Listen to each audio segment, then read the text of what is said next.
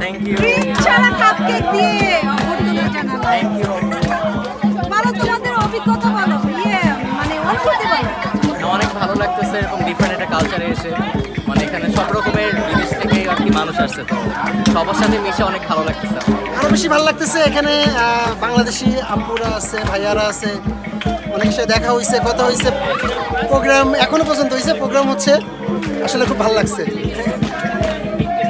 আর তোমরা বাংলাদেশ থেকে যে এলে, এই বাংলাদেশে এইরকম একটা পরিস্থিতি পার করে সেই সম্পর্কে কিছু বলো। আসলে আমি যখন আসছি তখন একটু বেশি খারাপ সিচুয়েশন ছিল, সো এখন চাই যে আমার দেশ ভালো থাকুক, সবাই ভালোভাবে স্থিতিশীল জীবনে ফিরে আসুক এবং দেশটা অনেক সুন্দর হোক, এটাই আসলে দোয়া এবং কামনা।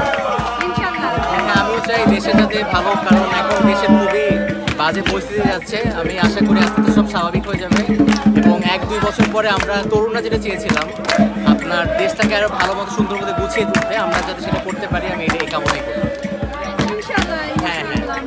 দেশটা হোক তরুণের জয় হোক, এটাই চাওয়া।